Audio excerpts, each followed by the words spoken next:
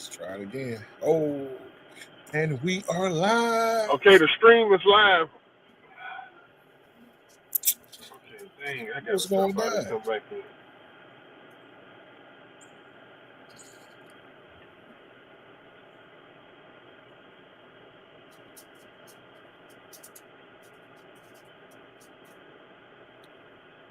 Killer. What's up, man? All right, make sure I can hear you, Nitty. Hey, what's up, y'all? All right. And we on the Texans on. Hey, Killer, can you hear me? I can hear you loud and clear. But I can't hear Patton at all. Can you hear him? I can hear Patton. Okay, y'all, I'm gonna drop out and come right back in because I think I'm the one that throw it off. Okay. All right. All right.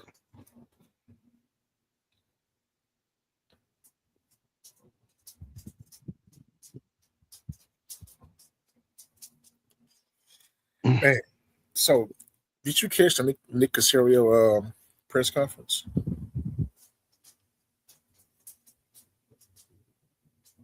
You hear me, Killer? Can't hear you. What the hell? Now, how the hell I gotta drop out and come back in? What's really going on?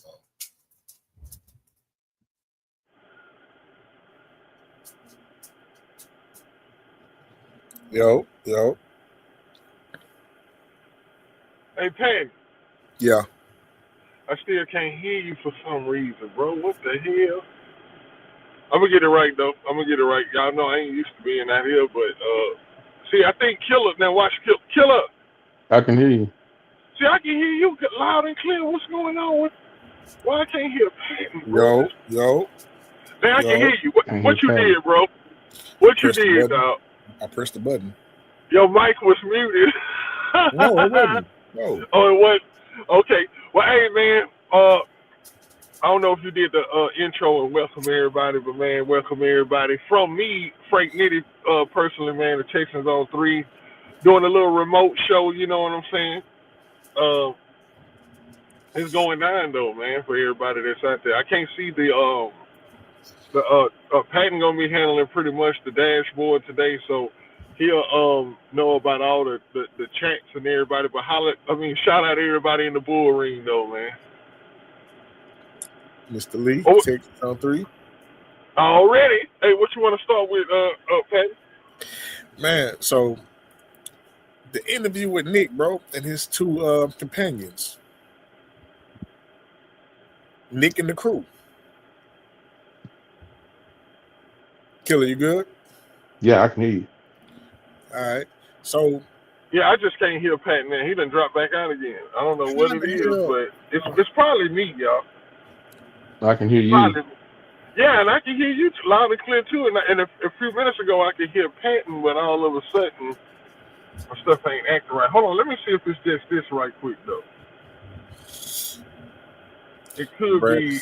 Liar season. Unable to place call on your Bluetooth phone. All right, hello now, Killer. Say something now, Killer. I can hear you. What about, say something now, Pat?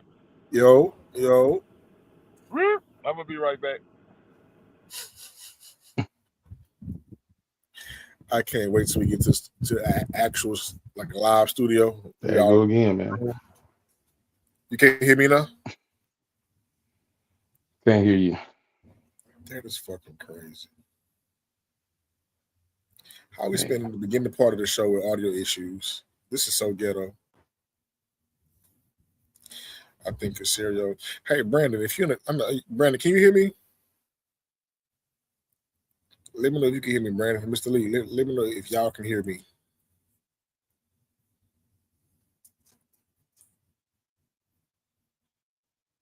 Brandon can hear me. I can hear you. Yeah, Brandon can hear me. Man, that's y'all shit, man. It ain't me. God damn it. Nah, I mean, every time Nitty pops on, something goes with my sound. It's just the Lord telling us to get our shit together. Brandon said, I can hear 2 and see 1. Yeah, that's the Lord telling us, man, go on, get our shit together, go on, get this space we need for the real broadcast. So only if y'all knew what's coming y'all way in the future. Boy. Well, anyways, till need to pop back up, man. 2 for 2. Brandon funny. Did you get a chance to catch the Nick Caserio interview or the press conference? I only caught snippets of it. Didn't even watch the full interview of it. I heard a lot about it, but enlighten me. Okay, everybody sound good now. Okay, so All once right. again, Nitty, did you catch the Nick Caserio press conference? Oh, yes, I did. I was taken back by it too, man. I ain't gonna lie, y'all. Nick be pissing me off, y'all. Hey, Nick, if you out there listening, let me run something quick by you, right quick, right? Because I'm gonna try. Y'all know I'm good with analogies. I'm gonna come up with an analogy, right? Now, I'm gonna say that let's use a kindergarten teacher, right? Now, every year, a kindergarten teacher gets new kindergartens, right? A kindergarten teacher is not the next year going to get first graders, and then the next year get third graders, and then the next year get. You get what I'm saying? Every year, the kindergarten teacher is going to receive kindergarten students. Now, watch how this. Now, y'all might be thinking, like, what am I talking about? I'm gonna I make know it where you're make going with sense, this, right? though. That's why it's so funny. Now, every time, every year, football is like, I'm gonna say, football is like Family Dollar in the summertime. Every summer, they get a bunch of new fans. Man. And what Nick Caserio doesn't understand that every year there's a new fan, there's a new Texan, a new Texans fan that's just learning about the draft. You know what I'm saying? And that in during these times, people watching these interviews are watching these interviews because they want to learn something. Now, you know, that's a percentage of the people that's watching the interviews that know all about the draft. We know the draft forwards and backwards, up and down. You know what I'm saying? But there's still new people every year that come into this draft experience and they want to learn something new. And I just think that I'm talking about, we talk about this every year, man, but Nick Caserio, he's so condescending when he talk to people. He act like he's talking to people who know about the draft all the time. And he doesn't understand that these reporters, most of the time, they work for companies. Sometimes they work for themselves, but they work for the people. And they have to keep giving it. What if a reporter was like, you know what, man, I ain't going to cover this draft, man. I'm so goddamn, I covered this draft 20 years already. Why I got to keep covering it? That's because it's new every year. You got to do your job new every year. And I feel like Nick Caserio, when explaining the draft and answering the questions, it's almost like he's basing it on the first year that he got here. Like, damn, y'all ain't understand what I've been saying that we've been doing. No, bro, it's new people in the room. You got to explain it for the people in the back now. You know what I'm saying? So I just think, Nick, you be being real condescending to people sometimes. And it's starting to rub off like this must be some kind of John Carroll type of thing, because Bill O'Brien was the same way. It's just a real obnoxious way to be, man. But yeah. Other than that, though, I mean, it was a good draft. I mean, it was a good interview, I Hey, guess. only horse will understand this, but you used the word condescending right today. Mm-hmm. Anyways, I actually I watched it first and I listened to it the second time, and I got the same thing twice. This guy's very smart at what he does. He's very, very intelligent. And the people he has under him, they're also intelligent. Now, to Dr. Payton's point, which he's going to come in here pretty soon, in just about a minute or so. After watching that, I feel like there has and is pushback going on when it comes to regarding certain players. Now, of course, you know, by Nick being the overseer of said players coming here, Yeah. he is the guy that's going to have the final say so. Now, does he listen? I'm pretty sure he does, based off what I was able to get from the interview yesterday. A guy who loves the scouting process, I love it. Like, I just don't get paid for it. That's all. But that's going to change pretty soon. But the way they grade players and keep their notes as well, because the linebacker we just traded for from New England, he was brought here on a 30-day visit a while ago. So I'm pretty sure those notes and things of that nature they've kept tabs on. In the event said guy comes available, we can get him. And every year, you can't get everybody you want, but at some point, at some time, those players may become available, and we've gathered a few of those players since he's been here. Um, Not to speed it up too much, but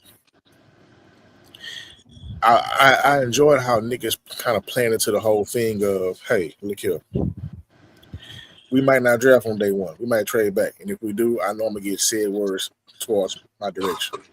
I love that because we as fans, we go to these draft parties and we're there for our team, of course, and because we're a good team, we're picking in the later round, at the back end of the first round, and our pick finally gets there, and sure enough, we've traded. So we spent an hour and a half, 2 hours waiting for our pick to only be let down like, oh fuck, trade back. I hate that shit. So I enjoyed it, man. Doctor, are you ready? Hey, what you thought about it, Killer? I didn't get a chance to see the press conference, but I'm gonna hit on something that you were saying and something Pat was saying. The condescending part. Yeah, Nick. See, I think social media has changed a lot on what personnel sees, what fans think they know. Uh, we have our channel, so we have our professional opinion. We got the draft guard, we got the doctor. Of course, Nitty, you very knowledgeable. So everybody has an opinion, and we don't know, in this guy's free time, what snippets, what clips he watches, But when you just think of just like, I just throw just anybody out there, and when you look in Houston, and we got a lot of independent media guys that have come up through social media. Nick hears a lot of those things. Nick reads some of those comments. Some of those comments get back to him. And so when he finally get a chance to talk, he gonna talk his, what? It's almost like, sometimes I have opinions about things that I see in social media. And sometimes I shake my head and I say, well, I just wait and bring it on to our platform because I can't be censored here. I can't be, disrespected here. I can voice my opinion. But him, he hears all these people who've never been in the draft room. Never. Nick has 6 Super Bowl rings. Nick had a 20-year run with a probably one of the greatest dynasties in football. Spygate. Y'all know what I'm talking about. Uh, the doctor's favorite team and organization. So he talks this he talks this stuff because he has a resume that says, okay, I'm gonna put my resume on the table. You put yours on the table, and yours gonna start with, well, I've been on Twitter 2 years and I watched this. You can't compare to him. So when he get up there, I think he's speaking to a small percentage of know-it-alls, and that's how he comes off like that. But when you take a organization that was like cap strap, trying to get rid of their franchise quarterback that they just got, uh, no money, like everything. His first 2 picks were third-round picks. He had to go through all of that, and you go 5, 6 years later, win the 6th year, and you hear people around the NFL, they will tell you, they told you last year, well, the Texans really don't have any needs. They can go anywhere on the draft. And that's what makes it exciting for us to watch the draft because he'll pick a wide receiver two wide receivers in the same draft from the same school. You know what I'm saying? And it's like nobody saw that coming. You can do that when you have a team that does not have glaring holes. So when he's able to do that, he can like talk his mess. So if he say, yeah, we'll drop that. I mean, it worked for him. And hey, if he can get an additional second-round pick, I know everybody be wanting if Sadiq is there, if their player is there, and Nick moves back, it's going to piss off a lot of people. But then after the draft and after the free agent signings, and then we start piecing it together. Then the whole community simmers down because then they're seeing the picture that he's trying to paint. He's the artist. He's the one with the paintbrush. And Patton just said something I'm gonna hit on. Patton, you said everybody knows, and I don't think everybody knows this, Patton, that the final word runs through him. Like, and look, this is no disrespect to anybody in that room. Everybody has a voice, but when I heard Coach came here, everybody was like, "Oh, he runs the show." After the first draft that D'Amico Ryans had, D'Amico Ryans said, "Yeah, I'm ready to get back to football because this here's not my thing. I don't." So he had to spend more time in that draft room than he ever did. And it's like, let's get back to football, the X's and O's. So yeah, he has his recommendation. If it's a player that he really wants, he's gonna pound the table and say, "Hey, Nick, let's go ahead and get it." But at the end of the day, it's gonna be Nick and his John Carroll crew and staff, the ones that Doc loves so much. It's gonna be making those picks. So I welcome Doctor to the broadcast. What's up, Doctor? Appreciate y'all. Blessings to y'all all, man. Thank you for allowing my tardiness not to interrupt the progress of this show. Shout out to all of the viewers out there. Excited to be back with you once again. Um, as we talked about in our text group, I thought it was a good thing that Casario had his assistant GMs up there with him. Give them experience, give them exposure, let fans know who's behind the scenes helping Nick with some of the acquisitions that he makes.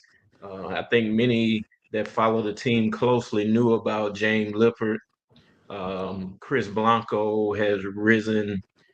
He started under the the Rick Smith regime as a scout and worked his way up. But it's good to see some younger, some different perspectives working with Nick to make sure that there's some balance in the room, that he's not the one making all of the decisions, or D'Amico's not the one making all the decisions. I would like to see some more scouts and personnel people from San Francisco over here, though. Uh, Nick, you still got some work to do. Why? Why from San Francisco? Yeah, why from Well, San that's Francisco? where D'Amico spent most of his coaching career in San Francisco. He's done a solid job since he's been here, but the foundation of what his defense and his philosophy was learned there in San Francisco, especially on the defensive side. So those guys were picking the groceries, as we often say, from a personnel standpoint. D'Amico was mostly over the linebackers, and at the end of his tenure became the DC.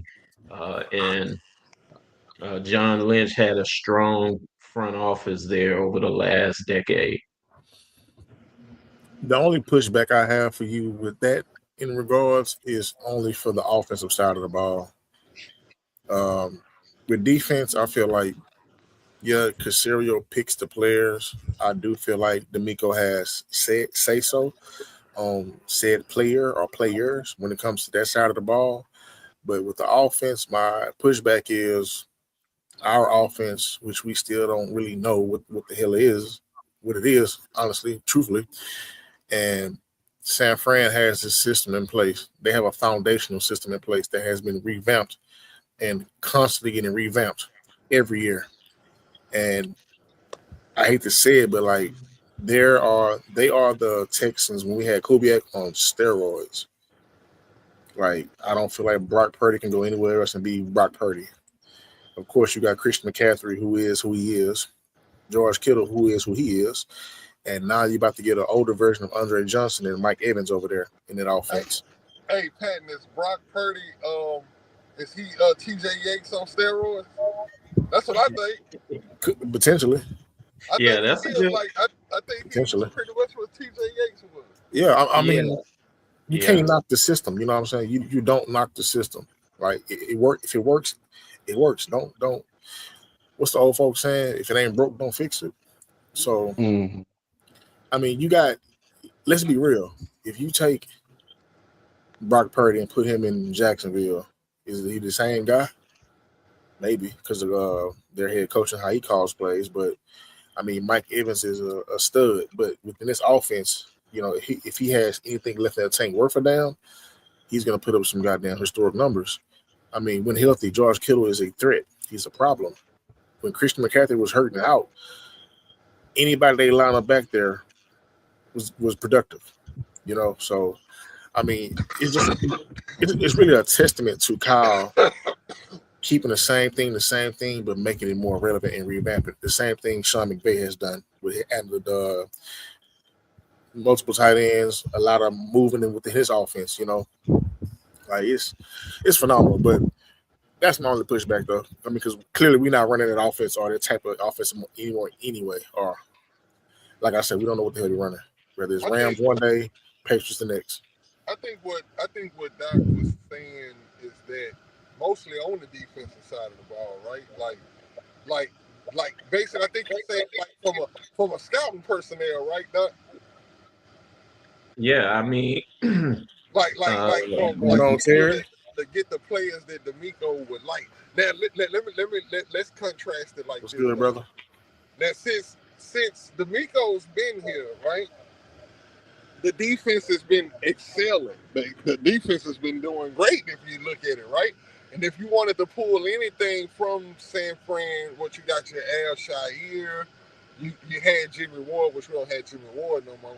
But when you look at it like that, Doc, would you say that D'Amico don't need that shit though? You know what I'm saying? I feel like it doesn't look like he needs it. I can see if he was suffering on defense. I mean, that would be like that would be a super great take. But I kind of feel like D'Amico is doing a lot without that. I think he still found a way to get his guys. yeah, absolutely. He has his guys. Really, what I'm saying is in the personnel department, it is full of New England guys. Okay. Chris Blanco. Can't stand that shit. Chris Blanco is a Texan, and he spent some time with Minnesota, who also ran the Shanahan kind of scheme, and they had a front office guy from San Francisco. So he picked up a little bit of what Shanahan and Lynch put into effect out there. But my main thing was we need we need someone with power in the front office that can bring a different perspective than the New England perspective, is really what I'm trying to say. New England has a certain way of doing things, i.e., David Montgomery in our backfield is enough. We can do a committee with David Montgomery, Woody Marks, and Dare Ubliganwe. That ain't enough in a San Francisco type of. They would have backs on top of backs that could always be number one. Instead of having twos and threes in the room, they got people that are ready to take the number one spot. That's really what I'm trying to say is that David a Montgomery, different RB1. No, but what you saying? he is RB number one. My contention is that he should be RB1A or 1B. Somebody I'm else fine. needs to be pushing him to his greatness. Not that he doesn't have the ability to be a starter, but Y'all we think we need seen? more. Y'all think we We need seen more. Woody ceiling? I Mm-mm. do. I do. I think he's a good third down back, but he is not going Ooh, to that's a push good. That's a. Montgomery. What you think, Killer? You think we seen Woody ceiling Nah, we haven't seen his ceiling because play? his strength wasn't used last year. They didn't throw to him out of the backfield, So if he's not a threat coming out of the backfield because we don't have, for whatever reason, Kaylee after that 49-yard reception that he had, we never saw that again. Like Woody was the kind of back last year that should have been targeted at least 6 to 8 times out of the backfield. You could take him, motion him out. You can run wheel routes. You can run a lot of things. But to say you start a ceiling, no, because number one, the offensive line. has been upgraded and is going to continue to be upgraded. You have a healthy receiving core that should be coming back. That's excluding Tank Dell, but going into the draft, I'm hearing that it's a lot of buzz on, going to get another wide receiver. So, I mean, with that, you'll have a room excluding Tank Dell with, four wide receivers. Well, we already know that Nico is Nico and Higgins started to climb the mountain last year. We're waiting to see Noel. Hey, killer, And killer, yes, killer. sir. Let me ask you a real quick question. I want to start with you, and I really want this to go all the way around. If Okay. they are, and I heard the same thing you heard too, right, about them looking at a wide receiver. Okay, this is the question. If they looking for a wide receiver, does that say our wide receiver room is actually not that good? To be honest, like You never know because look at the plays that were called last year. Do you think that we saw uh, what you saw Noel used in college and the way he was used here? You think he was used correctly? I don't think so. That's why I'm like, I think he's like, it's almost like having these niggas rookies again, right? But if the GM is looking at more wide receivers, and they know more about these players than we do, like that ain't good, right? That can't be good. That No, look, no. look, if, What? with a Think wide about receiver this. room with Nico Collins, Tank Dell was coming off an injury, but you got Xavier, you got Higgins, and you got Noel. Like like that's a tight young core as far as what we thought. You know what I'm saying? But Right. I don't think they think like that, yeah. So let me answer this right quick. Okay. You look at our wide receiver room, and we say if CJ is going to be our quarterback, we have to do number one, we have to protect him. So of course you address the line. Number two, if they answer running back really early in the draft, that's going to answer Doc question because Montgomery becomes that 1A, 1B. He's going to start off as being 1A. But just so happen if we get a Washington Jr. So now CJ has a running attack. They're going to go tight end, so they upgrade their tight end room. But what did CJ have coming out of Ohio State as far as weapons to make him successful? Now everybody say, Ohio State pushed out a lot of wide receivers while CJ was there. So if you want to replicate what you saw in CJ and you drafted him and you're going to invest in him, why not give him what he had at Ohio State and see if that's the case? So if you do get a wide receiver in the second, third round, I don't think it speaks bad about our wide receiver room, but injuries can happen. Nico get injured. You don't know about Tank Dell, and then these other three guys, the guys from the Cyclone, they're just guys. They twos and threes. So giving CJ what he had at Ohio State, and let's see what happens. Because see, after that, after the fifth year option been picked up, and we give you another wide receiver, and improve the line, give you a tight end and a running attack, and he's still faltering, then everything goes back to him. There'll be no questions about, is CJ the guy?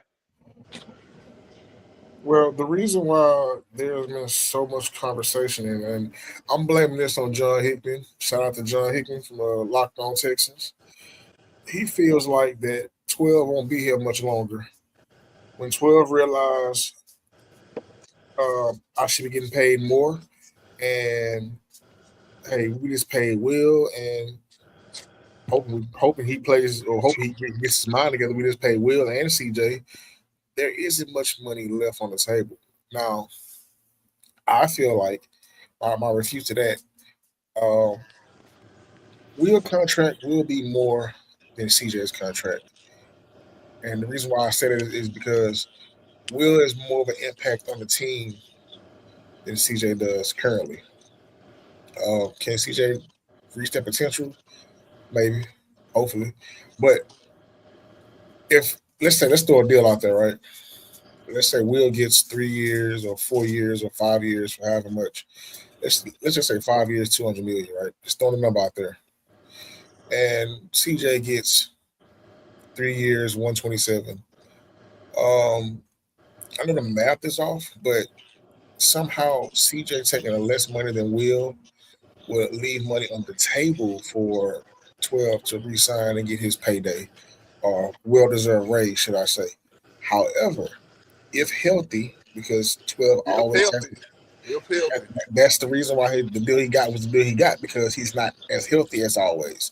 So exactly.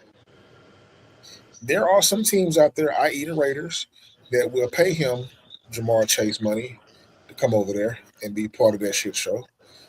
Well, we're not calling it a shit show. They're gonna have promise.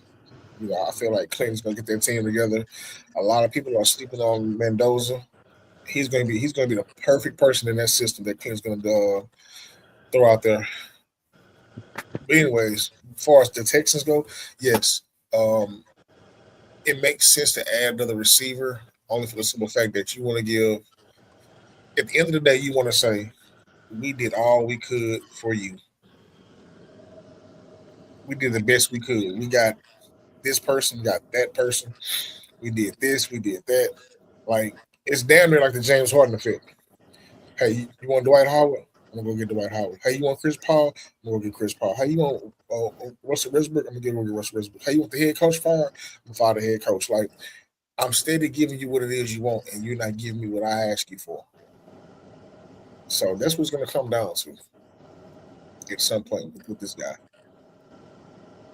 Okay, okay. Doc, what you think about the wide receiver core? We good? Oh, you ain't tripping on adding one.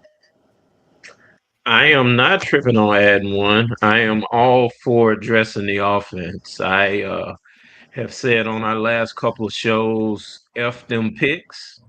I still feel that way. Um, Unfortunately, the NFL and Casario and other GMs may not agree with my philosophy. And the truth of the matter is, even if Casario agreed with me and F those picks, he would have to find somebody that wanted to make a deal.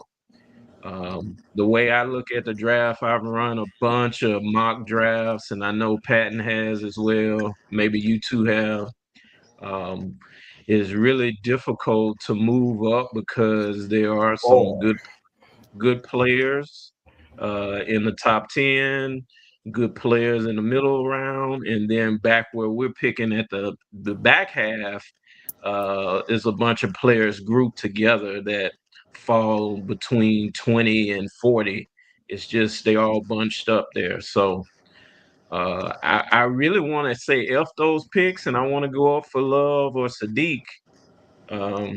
But there's a couple of teams ahead of us, like Baltimore, Tampa Bay, even the Chargers that could use a tight end like Sadiq.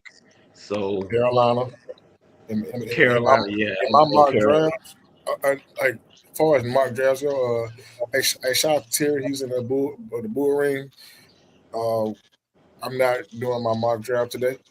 I'm gonna release it Saturday. My final mock draft. It's been a lot, but I will say this: Carolina is a team in my mock draft that I've been dealing with. They're the one that is hard to trade up with because they're always going to end up with Sadiq in my case. And if it's Carolina, which makes the most sense for him to be there, if he just happens to fall there, I've wrapped my mind around that, and I've settled on this player. Well, these players. It's only two, and they're D tackles, uh, Caleb Banks and Peter Woods. I'm not high on Caden McDonald, and maybe I'm biased because he's from Ohio State, maybe.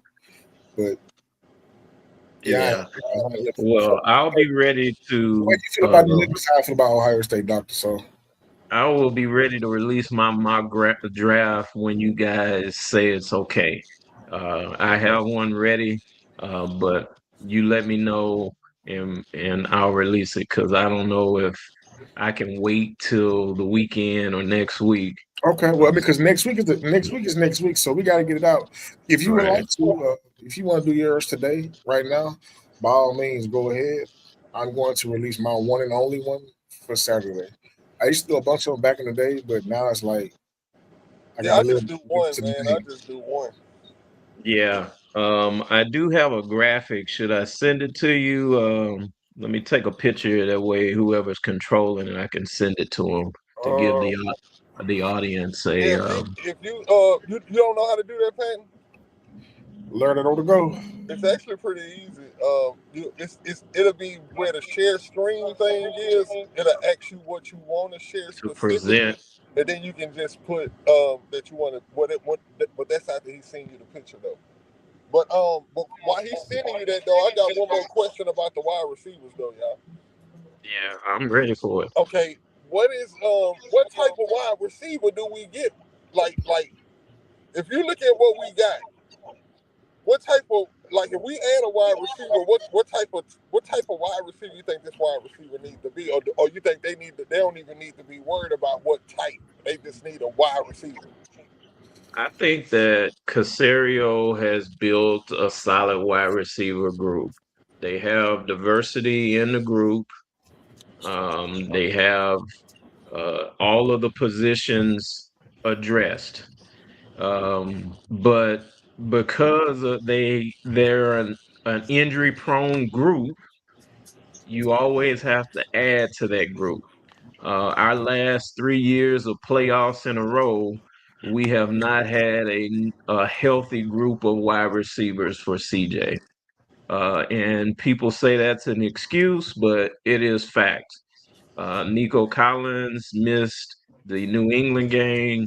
In the previous years, he was without Tank and Diggs and so on.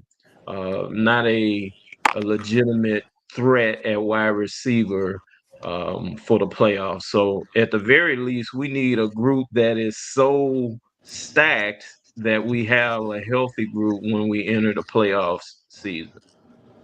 So when it comes to adding a guy, I think that Nick Casario has been very good at selecting third round receivers. Y'all know So he's gonna be the guy from John Carroll that I told y'all about. yeah, it Well, may He's a be good him. he's a good route runner too. It you want may a be receiver? him, but you can get him at any point, maybe even undrafted. I Yes. just think that um, our offense is in dire need of more talent. The line at every level, the line, the running back room, the wide receiver room, the tight end group, all of them need an infusion of talent.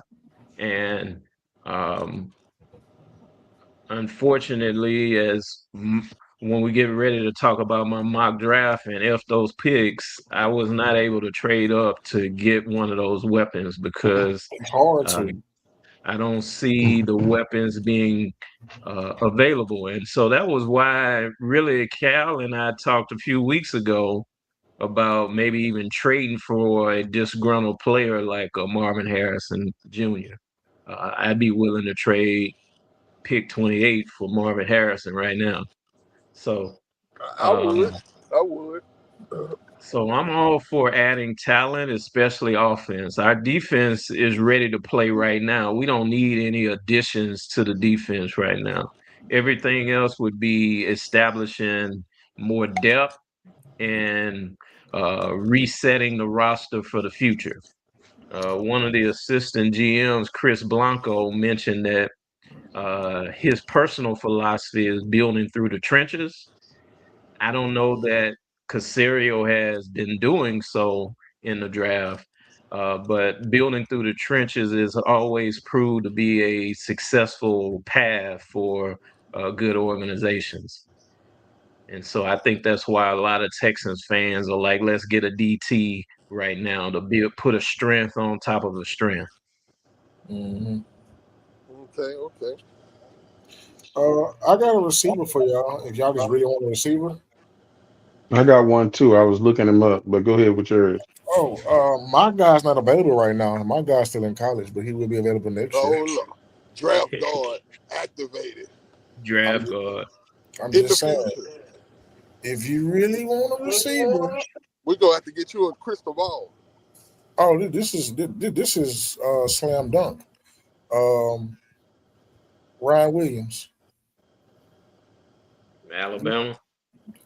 you trade up for that easily. I'll give you my next year first round pick, second round pick. easily, Yeah. easily. You talking about a total punch, an all-in-one punch? That's a grown man right there. Yeah. I think that our offense could use more receivers. To Nitty's point, yes, yes. Am I going to be disappointed if they draft a receiver in the first two rounds? No, because the offense needs an infusion of talent. Of course. The wide receiver I was getting a little play was wide receiver from Tennessee, Chris Brazil. I like him. Yeah, they got him slated as a late first round pick. Hmm. 6'4", 200, run a 4.37. Didn't know he was from Midland. Uh, First team all SEC. So that's another one. And just quick on the Nico Collins things, everybody know that's my favorite Texan player, but Yeah, uh, about that. both things can happen, and Nico probably still won't be here. If he get injured again, uh, going down the stretch in the playoffs, I could see them like not wanting to pay him big dollars, and it'll be excusable. He can also have some monster numbers and play his way up out of this contract because you still got to remember, uh, Kalen Bullock is probably the best third round pick that came out of the draft that year, and that's a free safety that we're not going to want to lose. And a lot of people are saying that Locksmith is just as valuable as Stingley. So that those are two contracts that you got to look at too. So when you start to balance, who get paid, who don't get paid, if you start to go with wide receiver this year, you can see it trending on moving away from Nico Collins. Yeah, and Nico is on a real cheap deal right now. He's making 23 a year, Very and cheap. the wide receiver contracts have gone up to 45 a year. So Yeah. I didn't agree with signing him early, but it proved to be the right move. He did work himself into being a wide receiver one, and his payday came early, and it worked out for the Texans' benefit. So the way that Nick Casario moves away from his Pro Bowl players, I could see what Cal mentioned, that if he doesn't get a fully healthy year, that this could be time to trade Nico for a younger, healthier version in Higgins. Yep, I agree with So Yeah. that. I'm I'm having a hard time bringing up Doc's mock draft. Okay. Well, Pat, don't worry about the graphic. Just you all, let's continue on the show. And when you want me to go through it, I can just run I through it with a I can narrative. show it. This is the best I can do. Nah, nah, that's okay. All right, I'll, I can just, I can just talk through it. all right, go ahead. Okay, great.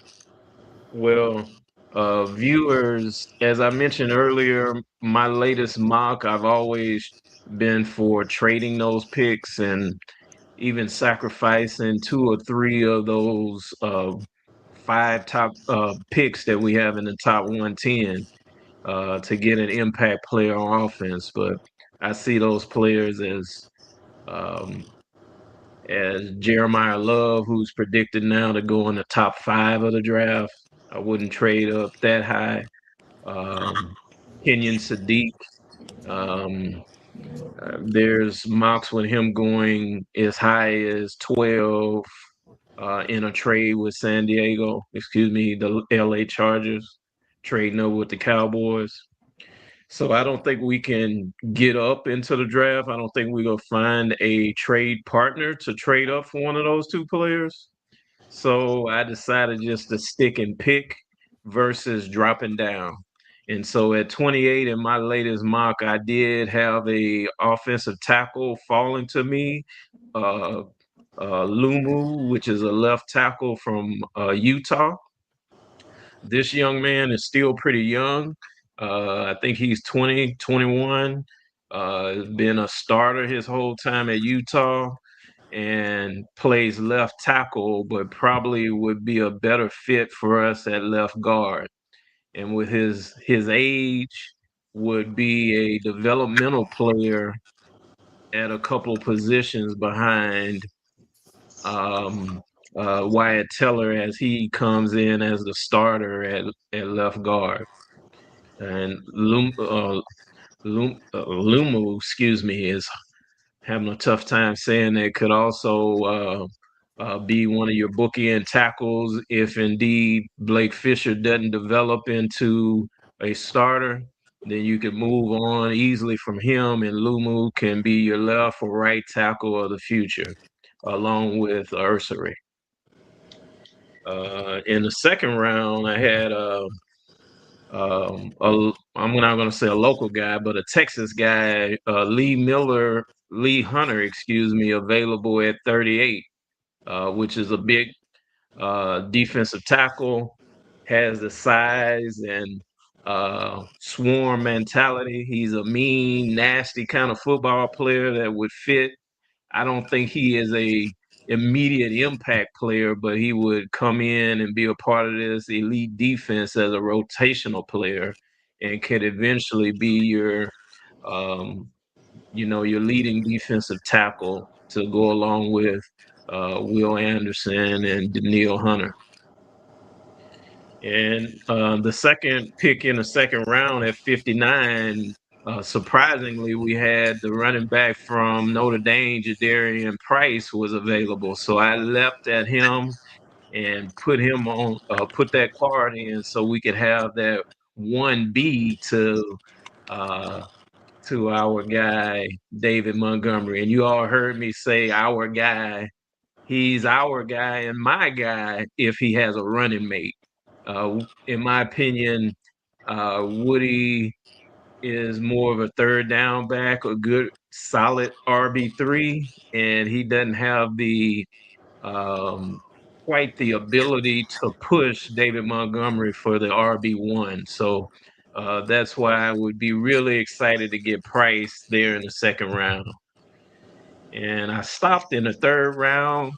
I picked one of our fan favorites, especially in the Texans group chat community, Keelan Rutledge, a nasty old lineman from Georgia Tech who has the size and the tenacity and the swarm to finish blockers off, and he even has shown the ability to play center.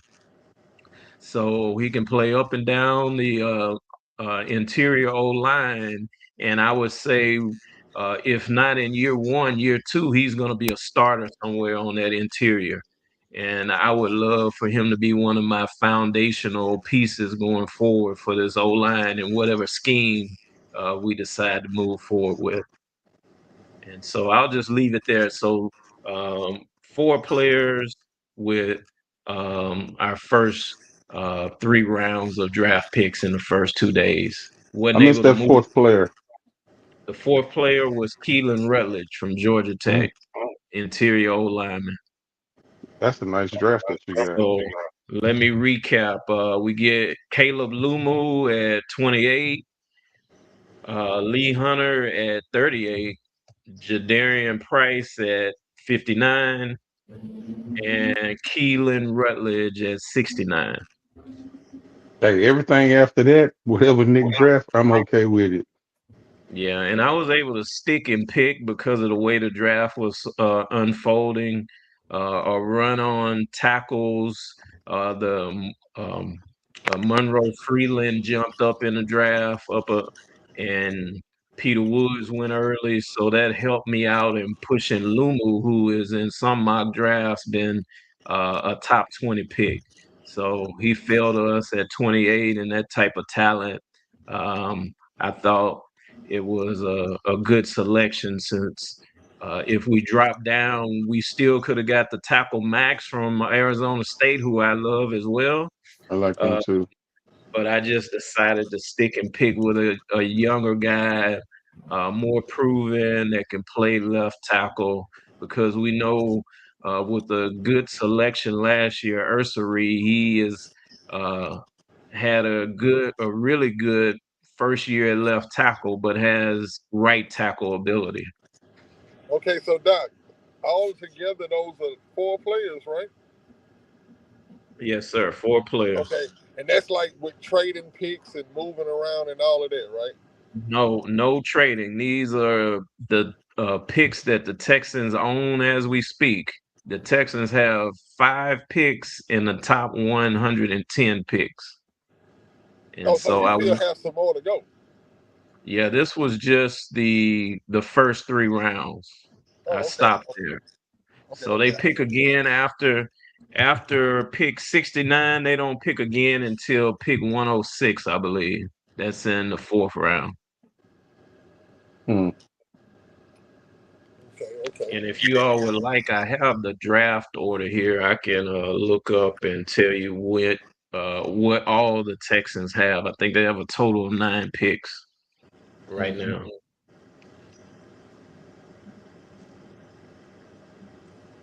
All right, Yeah, Yeah. that's it for me. I think it's a pretty good. Oh, excuse me, y'all. I think it's a pretty good draft so far because like you got Price in there, and Right. you got a mean tackle, and like you said, Hmm. I kind of like Rutledge and Max. Either one of those guys, I think, would be pretty good. If we able to make that actually happen, because you know how that draft is, man. Certain teams try to maneuver themselves into stopping certain players getting to other teams, and they'll even work with each other to stop a certain team from getting so good. And I just had this feeling that the reason I think we felt it a little bit last year when Nick said he was trying to make trades, and you know a lot of trades wasn't going through for him. I think that people know what the Texans are building, and they don't want to be instrumental in helping it at all. Yeah. Absolutely. So the Texans also have, after that 69th pick that I mentioned, they have a 4th rounder. They pick 106 overall. Mhm. They pick 5th round 141, 5th round 167, and 7th round 243. That's gonna be for the fullback. I can tell you those later round picks. Nick normally moves up in that 4th round. Moves up in the 3rd round too. But Yep. if that draft goes the way that you say it's gonna go, Nick is gonna either he's gonna add some additional picks by trading back because it's not gonna be a player that he actually needs, and if he could pick up additional players, an additional 4th round pick for next year, like a lot of that stuff be really really important because the teams that are good this year, they may be faced with injuries, and so what a 4th round pick to like a Seattle or just a team that finished in the top 4, top 8, they can be, strapped with injuries, and that 4th round pick becomes a whole lot valuable. So if it's nothing that we need, unless it's a wide receiver that dropped down on the board, tight end, I can see a lot of trading going on with that around that 4th round. As bad as I'm gonna Nick to trade up, I don't. It's not gonna happen. I can tell What you you that. want him to you want him to trade up in the 1st round?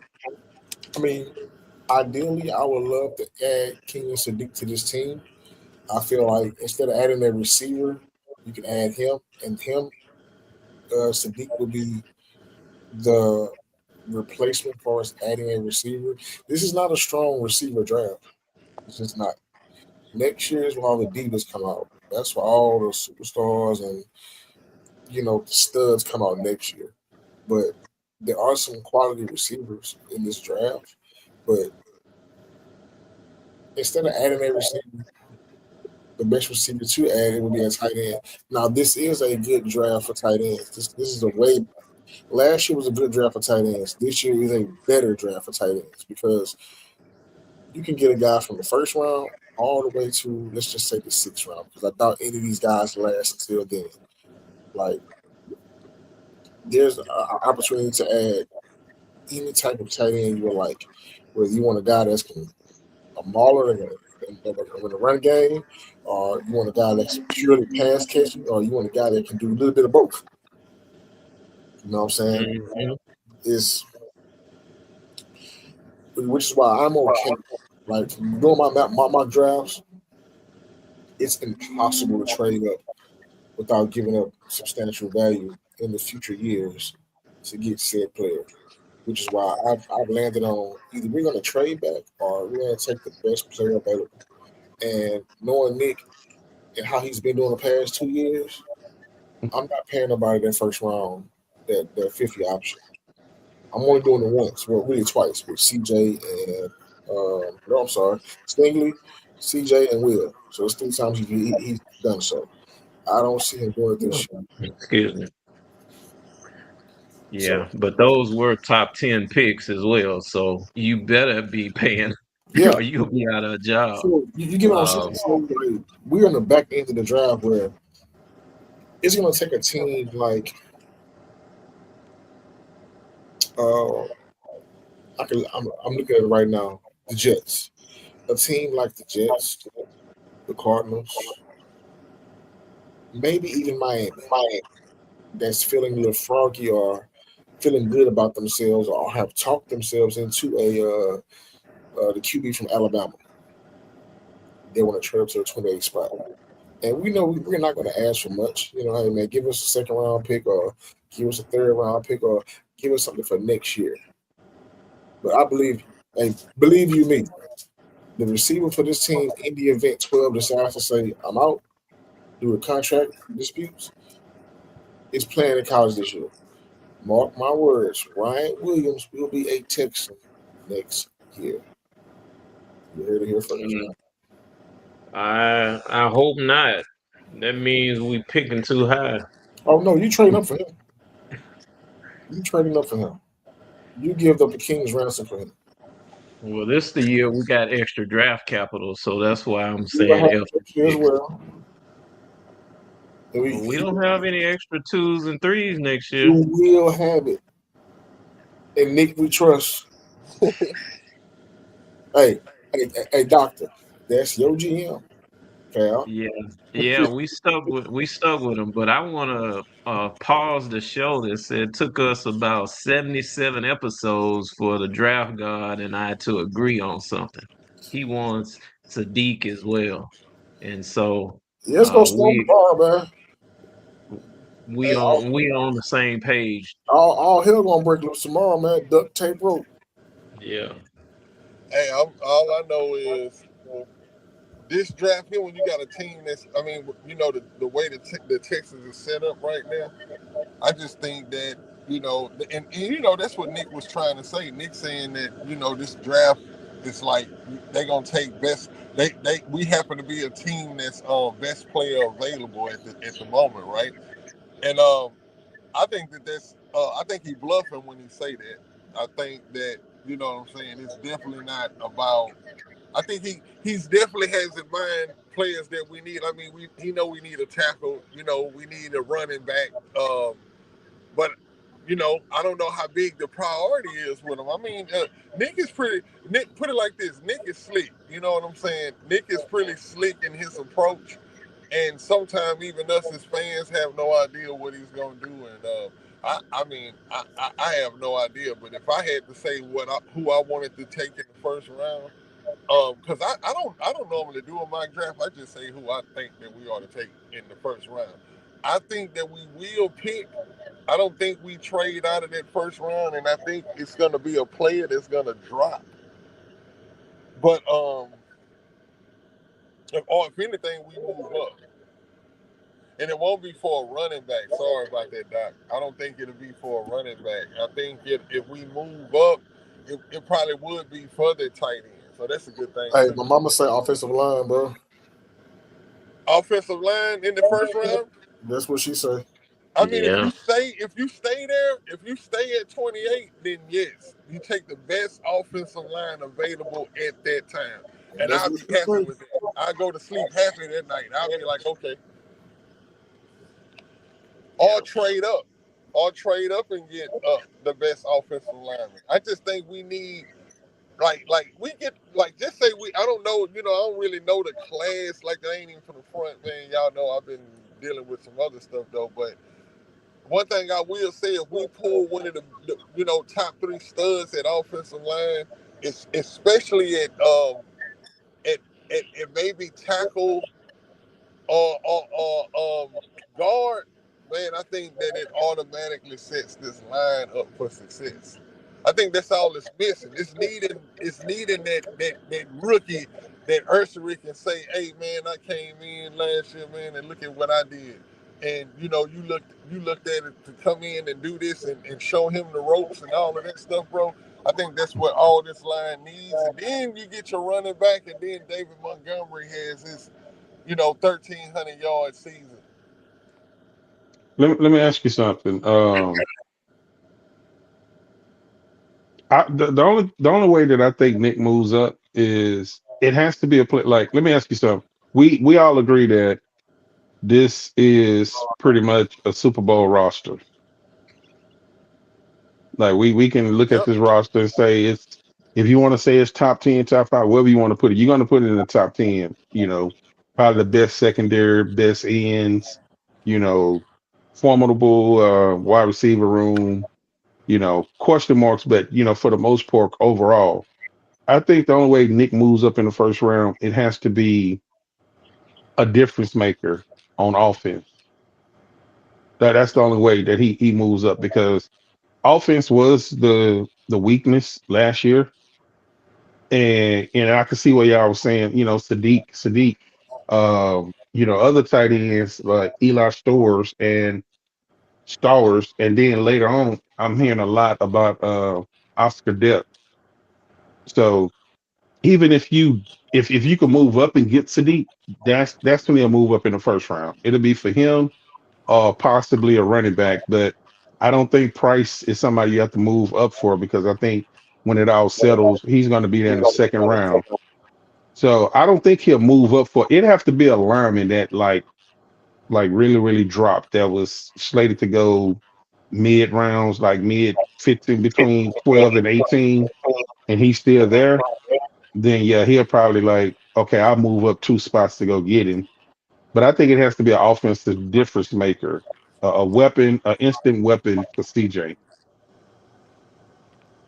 Absolutely. The offense is begging on their knees, begging for some help. Mm. Yeah. Well, I can talk all day about what we can do offensively. The defense is pat. I mean, they stacked. And even with adding a utility guy Uh, like uh-oh. Reed Blankenship, it strengthens your overall defense because you got another um, good player back there, and Or, an or, ace doctor, special teamer.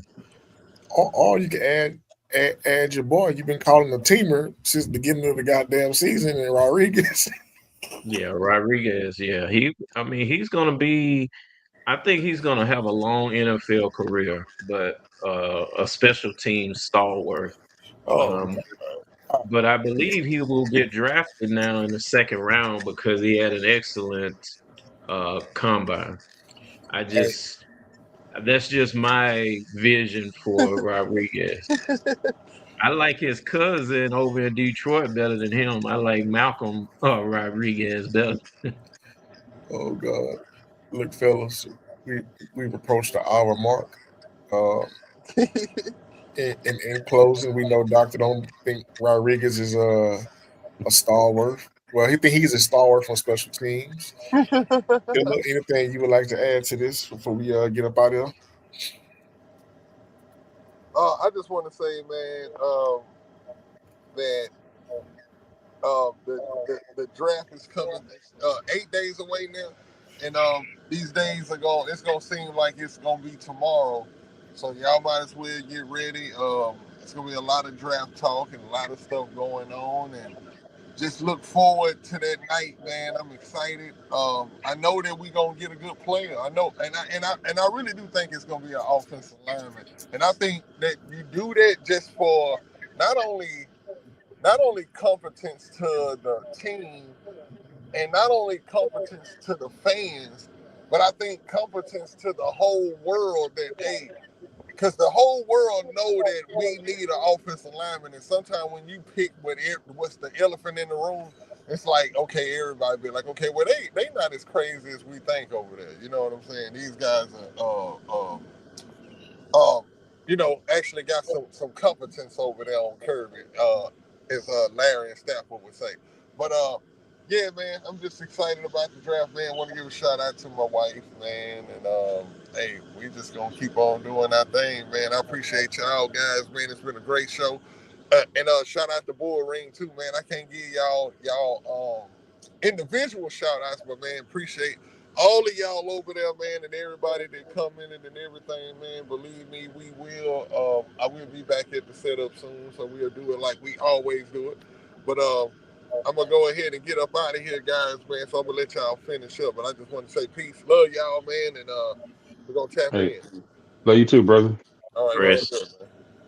Blessings. My closing shots is don't be surprised, and this is something that nobody's talking about. That cornerback room get real thin and inexperienced after Locksmith and Stingley. Don't be surprised we go early with a cornerback too. If it happens, it's gonna come out of left field. But if it's somebody that drops on that board, I'm not saying in the first round, but hey, with Nick, you never know. That cornerback room, if one of those guys go down, we'll be thirsty. So it's just a lot of things, man. And one thing I like about it is this roster is built, and it makes this is what makes the talk fun because it's it's not a lot of holes there. So everything is speculation. Everybody that has an opinion about where we should go or where we think we're going to go is right because nobody knows. Yeah, yeah. You real good point there. We don't know what Nick and his brain trust want to do or what D'Amico want last minute. Right, Shout out to Brandon. Brandon is like, or he move up to get something special for D'Amico. Because D'Amico said that Will Anderson was the definition of swarm. Will Anderson was the best visit that he ever had. And uh, so that's why Casario had to go up there and get Will in addition to our greatest need at the time, which was a quarterback. Knew you had to take for the franchise, you had to take a quarterback. But he went up and got Will Anderson for D'Amico in the regime that he's building here. right. That is correct. The swarm that is now established with Will being one of the top 5 defensive players in the league, which quite honestly I never saw coming. Hmm. I guess the one thing about Will success, we don't have to talk about the trades anymore. Was it 3? Was it 4 players? Right now, it don't even matter. We got Will. I feel like we won. Yeah, you want to trade. 'Cause You got I was talking about getting somebody like Van Ness from Iowa as a edge rusher to go along with the quarterback. So yeah, we want to trade. hmm. Shout out to C. Royer, man. R.I.P. R.I.P. Roll. Yeah, And that's really what we're trying to do is get ourselves out of mediocrity. We're trying to be great, not yeah, just good, not just divisional round. We're trying to go to the Super Bowl, man. yeah, It's time. yeah.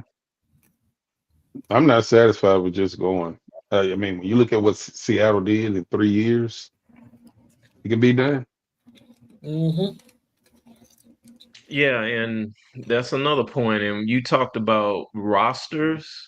New England's roster is not as good as ours. No, it's not. Seattle's roster is not as good as ours, but they played well enough to win the Super Bowl. They Um, just Right. kept it this offseason. Yeah. Yeah, Well, yeah. Seattle did lose a key piece in their backfield, and their Defense, their other running back is coming back off of ACL, so they got some rebuilding to do. of course. Did they lose somebody on defense? I don't think they lost any. They lost Reek Woolen, who wasn't getting a lot of playing time anyway. That's the only one I think they lost.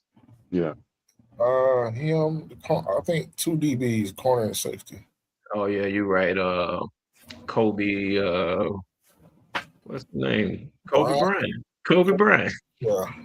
Shout out to Kobe, man. Love you. Mhm. And Gigi. All right, man. Well, with all that being said, good people, the draft is around the corner, and us old folks got to get in the bed. So, look, with that being said, man, I appreciate everybody that pulled up tonight, man. You know what I'm saying? Love the bull ring. Shout out to every one of you all. Um, we love y'all, and we will see y'all Saturday around the same time. Yeah. Tank coming back with a vengeance. Oh, Lord. All right, man. All right. Hey, salute. Yeah, man. Hey, and we out. Texas on 3.